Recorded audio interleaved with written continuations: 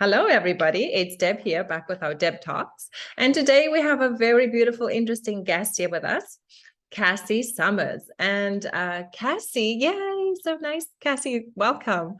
Thank you so much for joining us here.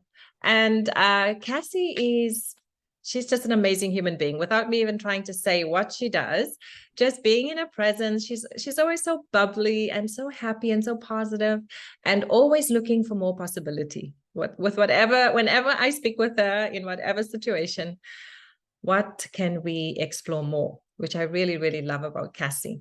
But she is also a certified access consciousness bars facilitator. So she actually teaches if you want to become a facilitator. She's your girl. And we're going to put all Cassy's information in this at the bottom here in the podcast, so you can reach out to her if anything that she says today resonates with you, because that's what I like to do with the Deb Talks on my podcast. I like to help people to understand that spirituality can be present in their daily life. You don't have to particularly go sit on a mountain or travel anywhere. Spirituality is part of our daily life. And so access consciousness bars is something amazing. Like if you want to know more, you can reach out and get Cassy to help you find out about that. She's also an international speaker. She's traveled to lots and lots of places all over the world. She's the creator of As If by Magic. Oh, I love that.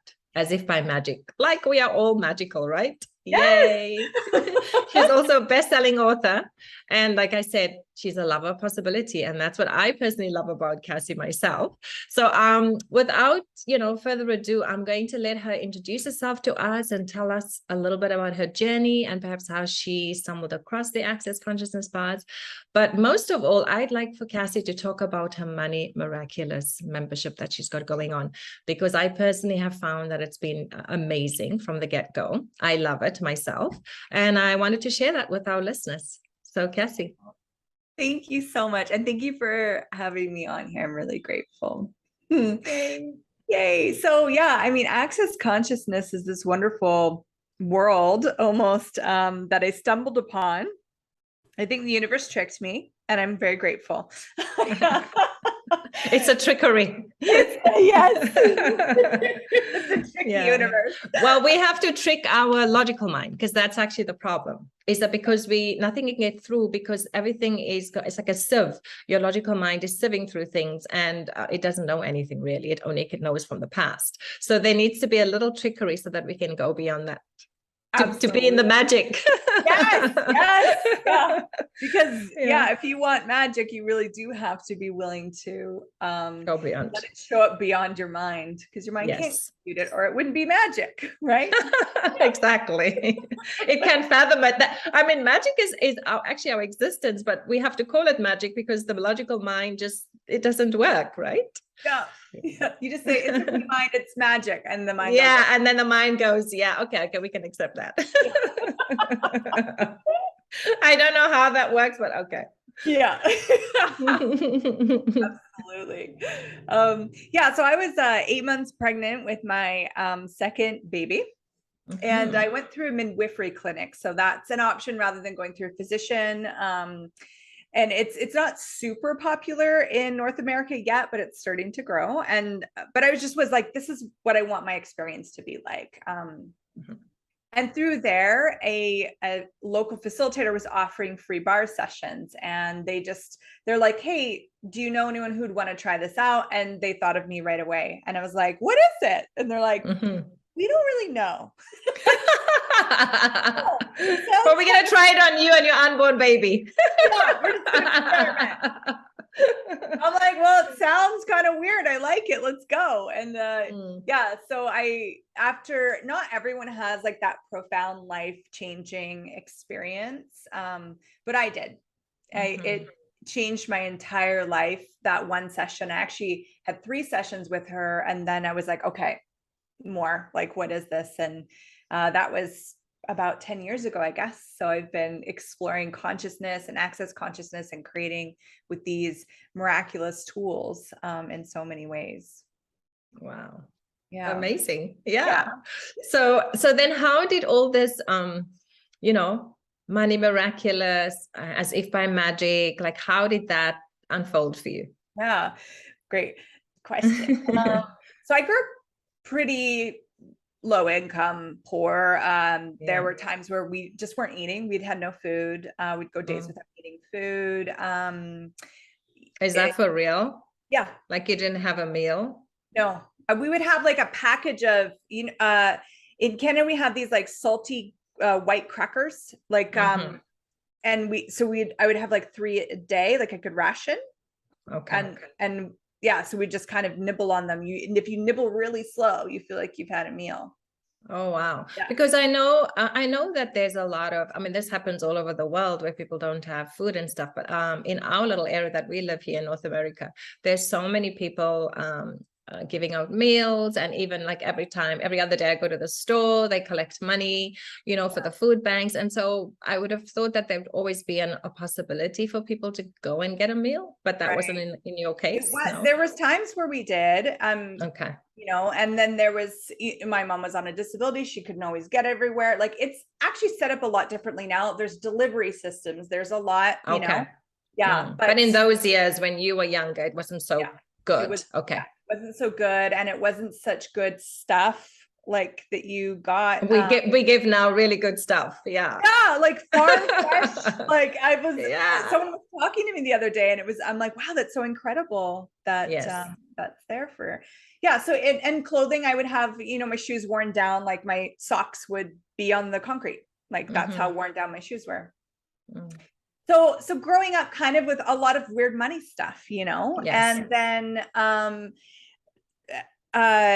so then I start getting a job, and I'm working, and I'm like, money, I was a waitress, and money just kind of seemed really easy. So I created this conflictual universe actually in my life, because I'm like, why does it seem so easy? But growing up, we didn't have any. What is that? And then I got with a partner. There was a lot of financial abuse that my husband did with me. And then, so then that twisted me up again. And then when I split with him, so then suddenly it was really hard for me to make money. Then after a few years of divorce, suddenly it starts to become easy to make money again. And I'm like, what? There's something I thought I just need to figure out the formula. Like there's a way to make money. I obviously don't know it. I just need to figure out the right way. And then I'm going to have ease with money. What I didn't realize, it was all these points of view that I'd bought from this experience, and my mom's point of view, and my dad's point of view, and my auntie's point of view, and my grandparents, and I just collected them as though that was my financial reality.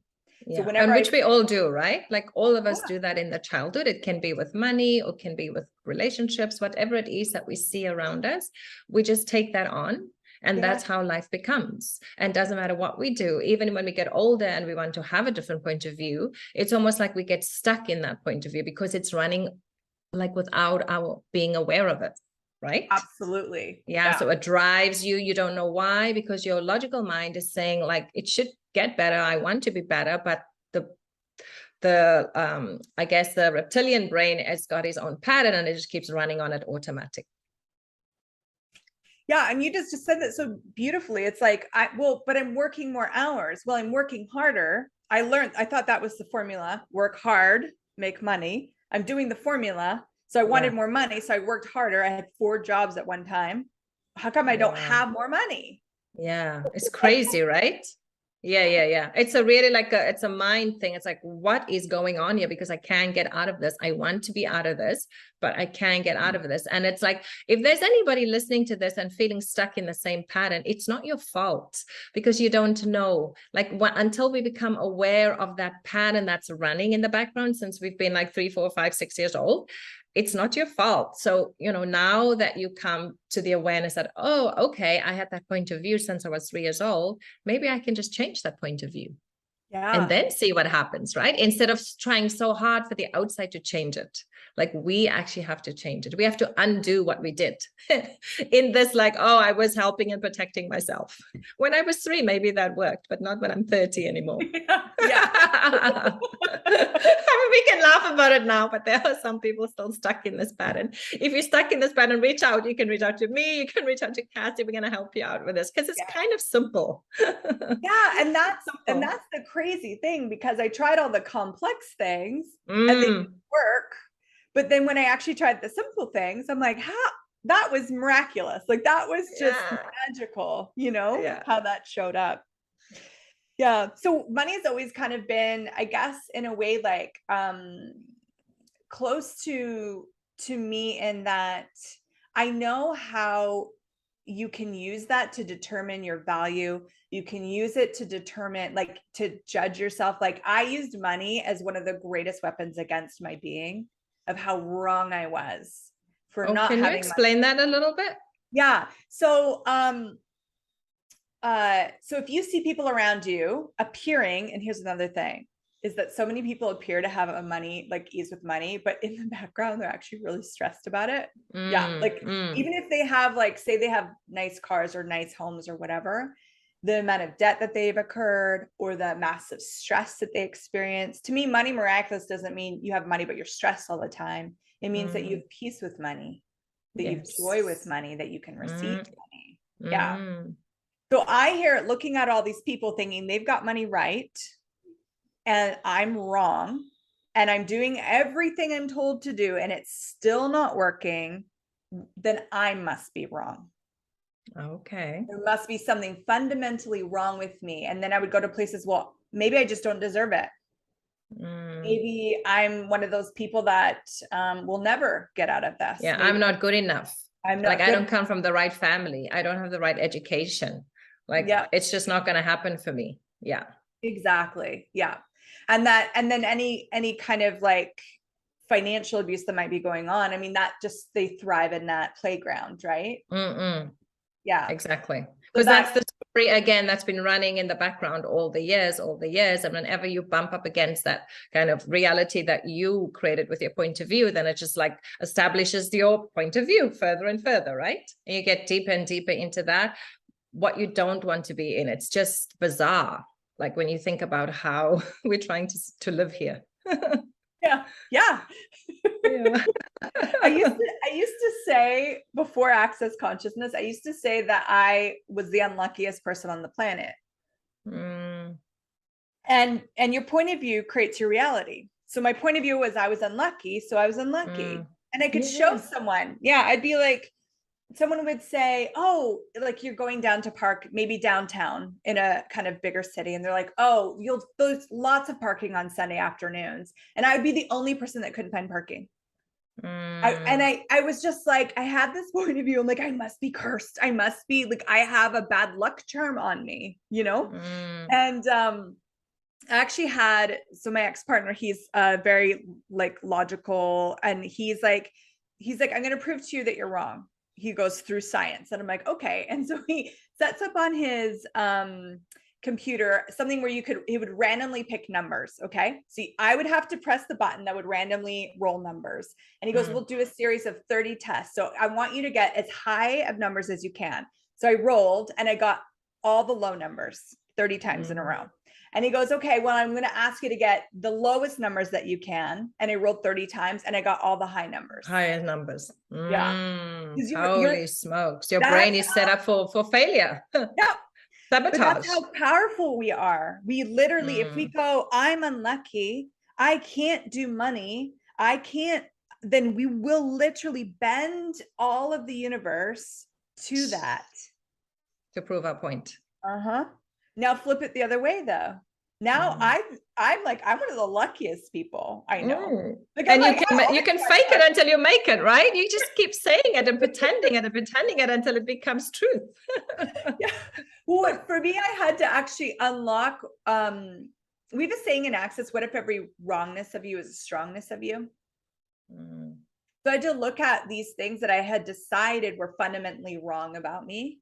And when I dove in and could acknowledge the greatness of me, I couldn't ever go back to believing that I was pathetic or wrong. I was like, wow. So if I'm wrong with money, what I realized was that I had a great strength with money. Yes. And I just had to flip it. Yes. Yeah. And if I'm bad at getting parking spots, I actually have a capacity to get parking spots. And I do all the time. People are like, Cassy should drive because she'll get us parking spots. I was always always good with parking spots. Like I just believe that I'm going to find a parking spot, and I always do. Yeah, because that was your reality. That's awesome. Exactly.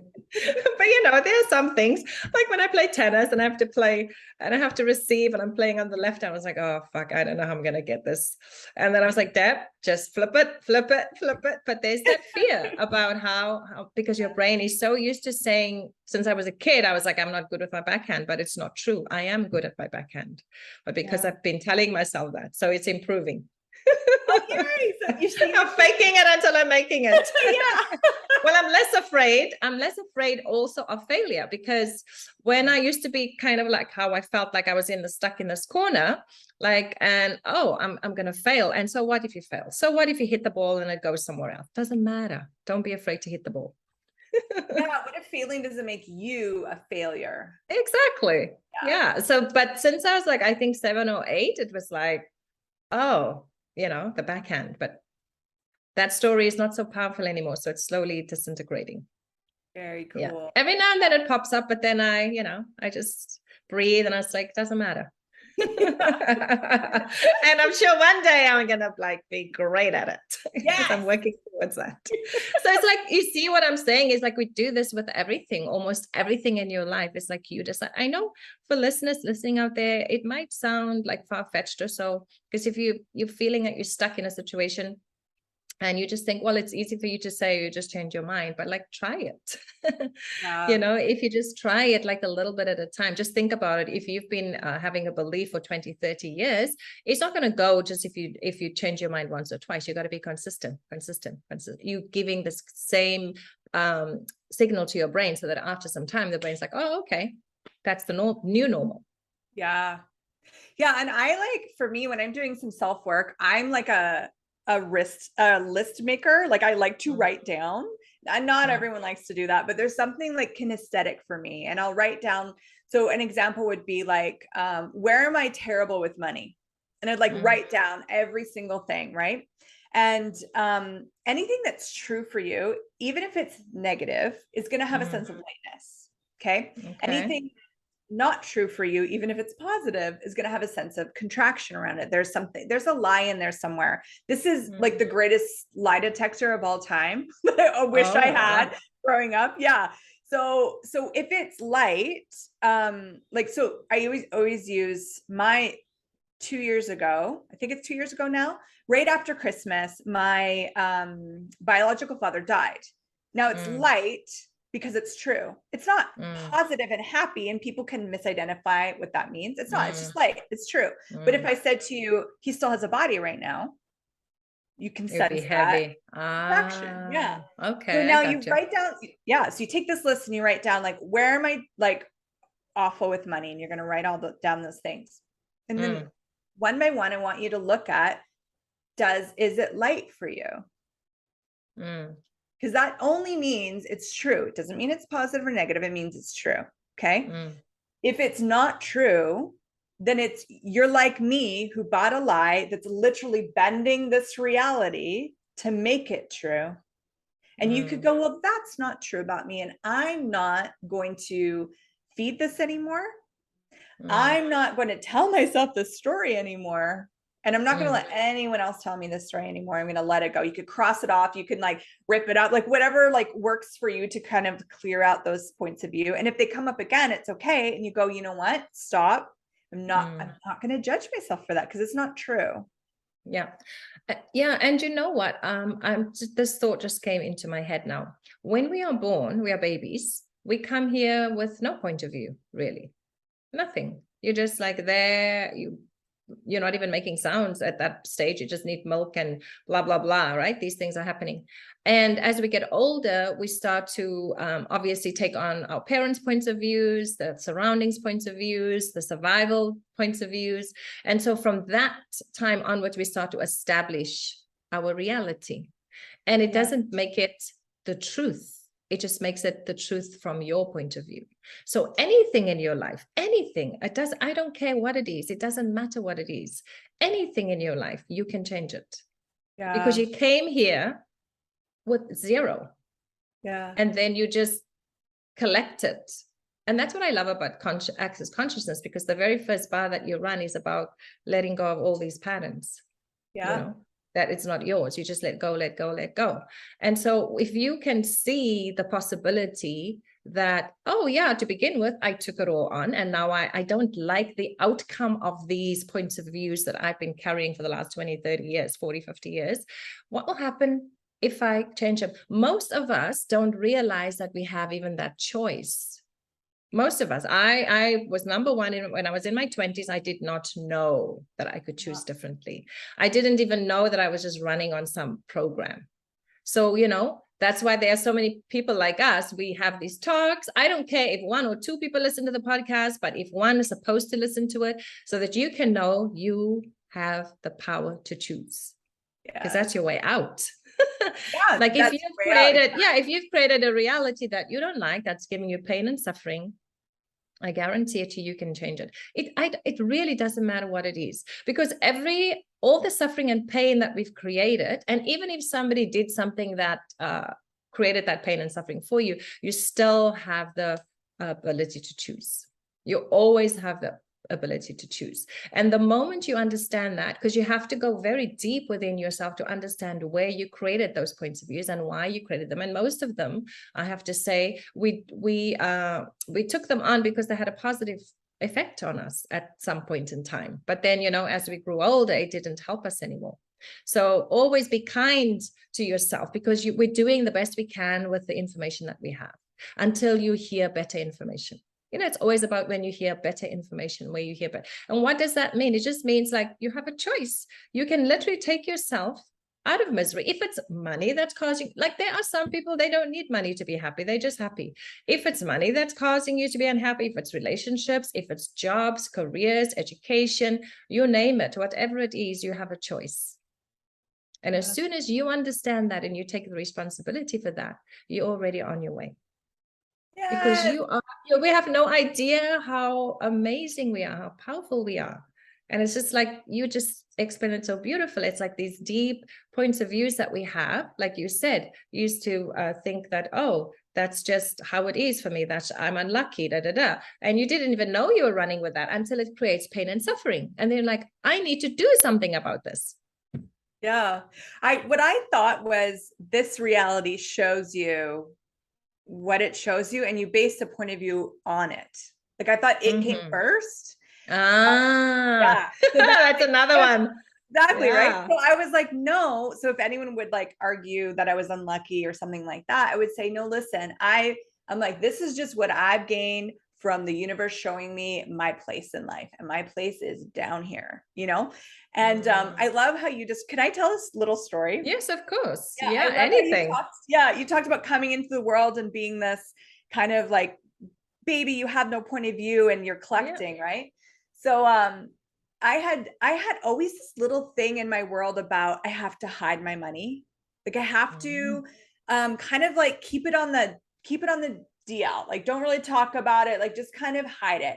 Now, my parents never said anything like that to me. Like there was never a conversation that I can recall. There's no memory of it, but there was this overall energy. And so then when I just loved having money as a kid. So if, you know, you get like a $2 for your birthday or Christmas, I would just collect it. And my sisters would spend their money right away. They're like, oh, and people would ask me, what are you saving up for? And I'm like, oh, I'm not saving up for anything. I just like it. Like I just liked money. Like having it. Yeah. And maybe you felt safe with that, right? Who knows? Yeah. Well, the vibration of it is, the vibration of money can massively contribute to your body and your life. And I knew this somehow without knowing that I knew this. This is like, so I just like to have that vibration around me. Well, a friend had come over, found my money. She stole it. Oh. Yeah. Then later on, my mom found out I had money. We were, like I had talked about, poor. So she said, I need to use your money for groceries. So my money, like people kept, every time they found I had money, they took my money. So that first point of view, like I was saying, is I needed to hide my money. I decided that was because people had taken my money. So I built the point of view. Does that make sense? The reality came first. I built the point of view. That's how I thought it was. Now I'm doing the access consciousness stuff, and they keep saying your point of view creates your reality. This reality doesn't create your point of view. Yes. This one. How does that work? Yeah. I'm like, but this one, I was so little. I didn't have a point of view. I'm like just defending this in my world, right? So one day I'm taking a drive and I'm driving to my hometown. I don't live there anymore. And I'm going to go see family. And I started to think of, I'm like, yeah, it's so interesting that my hometown has a large amount of millionaires that live there. But, and this is the thought that went in my head. I'm like, but it's weird because they all hide that they have money. And I was like, wait a minute, hold on. So my point of view is we are all these psychic receivers of energy, of points of view. And it's not limited to the house that you're in. It can go out depending on the person. Yeah. So then I like, it lit up my whole world. So that's true for you, will make you lighter, right? I was like, oh my God, was I aware when I came in and I grew up in this town full of millionaires that hide their money? Did I like, was I aware of that overarching energy of we need to hide our money? So then I bought that point of view as real, which created it as my reality. And then this reality, it validated you're correct because people will steal your money. Yes. So you like, manifested that even at 5 years old or however young you were. Yeah. I did. Yeah.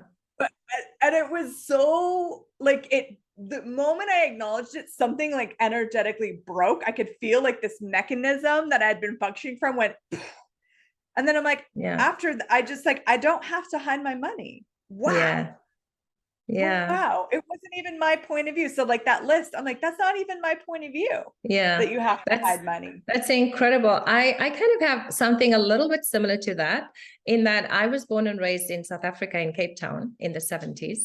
And during the 70s, South Africa had the apartheid system. So there was segregation, people of different skin colors and so on and so on.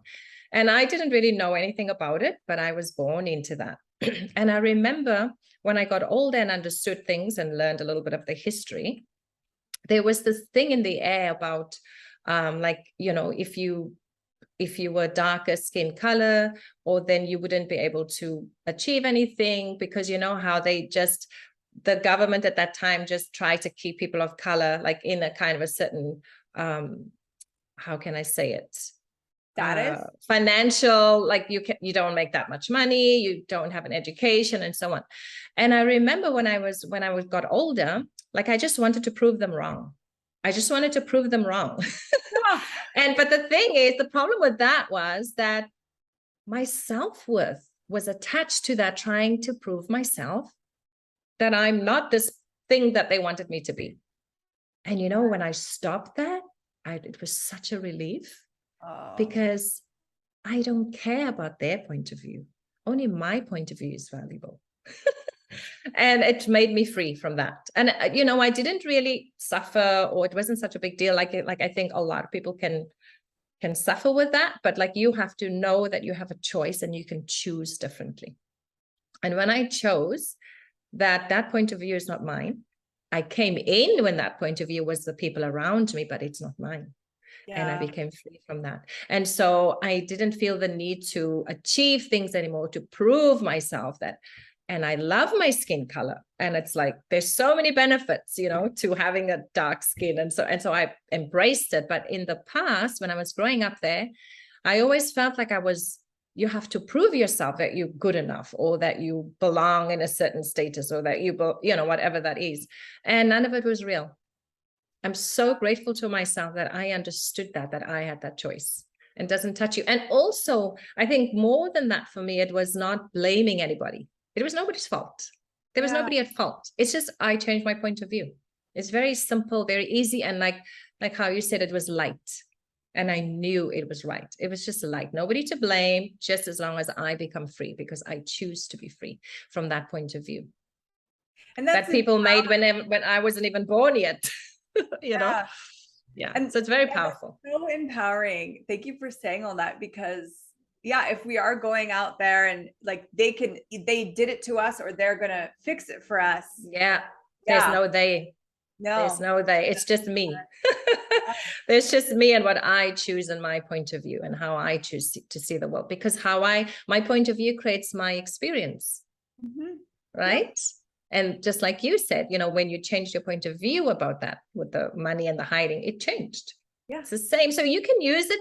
It doesn't have, like I said, if you're listening out there, people, it doesn't have to just be with money or with relationships. It can be with anything. Like if you feel anything in your life, like you feel like a victim or somebody did something to you, you can flip it, because you are the most powerful being in the whole universe. It's like Cassy said something so beautiful. She said, like, basically you are bending the whole universe to fit into your point of view. Like, can't you see what you're doing? Like, you can do such great things, like instead of choosing the shit, like, can we just, just get something great and bend this whole motherfucker.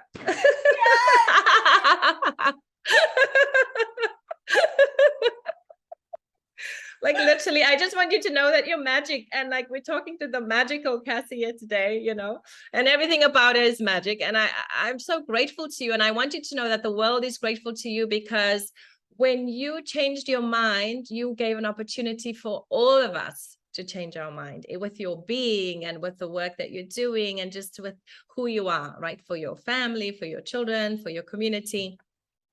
And so, when you decide to change and to live your life as if by magic, then the whole universe changes. Isn't that amazing? Yes, thank you so much. Wait, we have to talk a little bit about the Money Miraculous membership, because this is something really, really cool. It's very simple. It doesn't take a lot of your time. But Cassy, tell us a little bit about it. Yeah. So I wanted to create something that wasn't like heavy and significant. I think a lot of people can go that way with money. Like, it's like, oh, okay, and I need to learn about it. I need to learn about finance or whatever. If you're interested in money, learn about money. I'm not saying that that's not valuable, but I wanted to create something that had the lightness and the play with money that I've experienced and that I kind of uncovered, this magical engagement that you can have with the energy of money and how it can really contribute to your life and your body, but also like what you want to create in the future,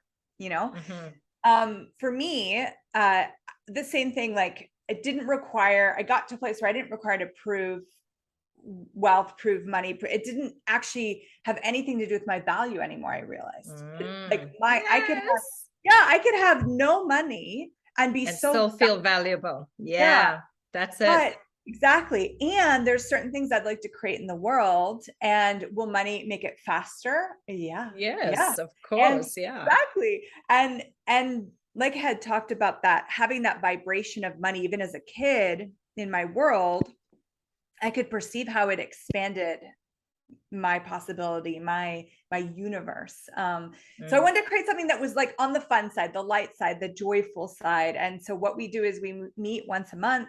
We do energy work.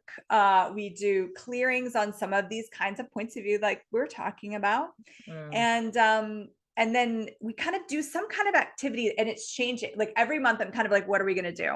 What are we going to do? So last month, August, we had done these experiences. So we chose different experiences to engage our body with wealth, with wealth and a vibration that we're not currently kind of living in. I don't go out to like fine dining every night I do, but it's not like something that's constant. You have to do, like, if it comes, it's great. If it doesn't come, it's great. Exactly. And so it was like going and having these experiences, but then really taking notice of what came up for me and how was my body during that. And for me, I actually have this relaxation that shows up with my body.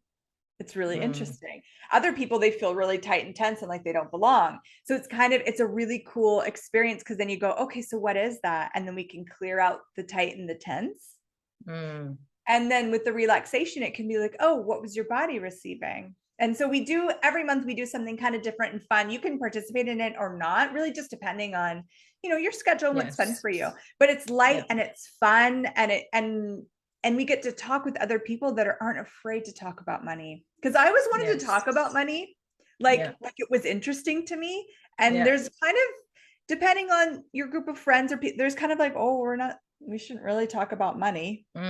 Everybody has their own point of view about money. It's one of those things, man. It's kind of like sex. Yes. Oh my God, sex and money. Oh yeah. People don't want to talk about it, keeping it under the, you know, I have it, I don't have it, I'm doing it, I'm not doing it. Okay. Right, it's wrong. Exactly. Yeah. It's one of those things like people don't want to talk about. Everybody knows you need it. Yeah. Like both of that, you need it, but like, you know, like without it, you're not going to procreate. Humans are going to go extinct. And without it, you're not going to be able to eat and pay your bills. But yeah, it's a little bit of a taboo subject. And I personally love this miraculous group because, you know, it's nice to have a group where you can be heard and when you can hear others, because sometimes in the hearing of others, you can hear yourself and things get triggered within yourself that's perhaps somebody else is going through. So there's a learning, and it's not like an invasive learning. It's like you can be on the sideline if you want, like you said, or you can be fully engaged, to whatever extent you want to have it. As that's what I like about it. So I'll tell you a little experience that I had personally, because I joined this group with Cassy.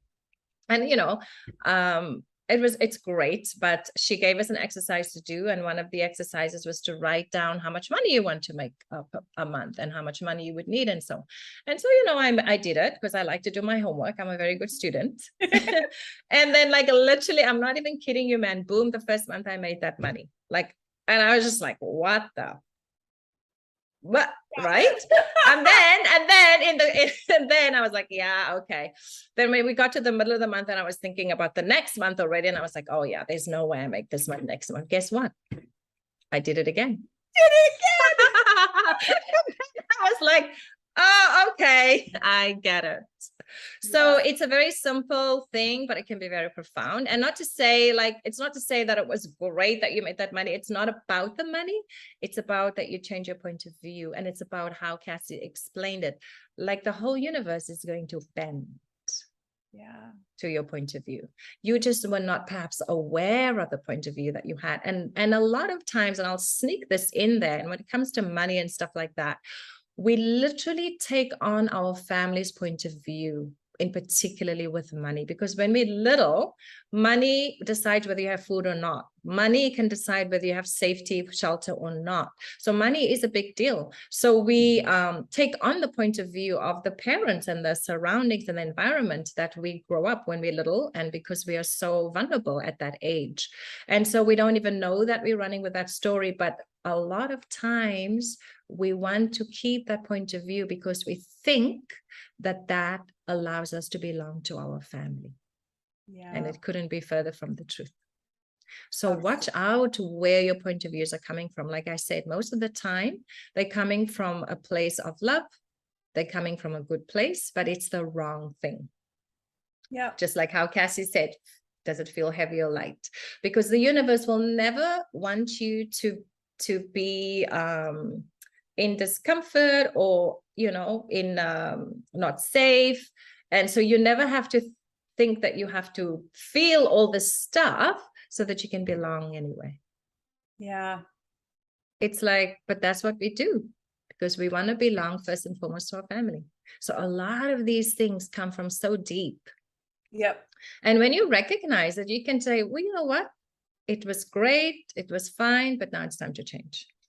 Now it's time to have fun with money. Now it's time to be relaxed with money. Now it's time for ease and flow with money, like to breathe. And you will actually feel as you open up, like your chest, your lungs, you'll be able to breathe better when you're not so tight. It could be with relationships, money, whatever the case might be. Because we're talking here about perhaps money today, but it's across the board for anything that you're creating that you're not happy with, that doesn't have a good outcome for you, right?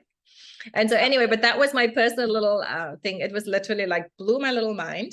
And I think for me with money, because I come from a background of yoga and meditation. So, and also before that, you know, in Christianity, like, you know, you won't get to the kingdom of God. It's very hard for a rich man to get to the kingdom of God.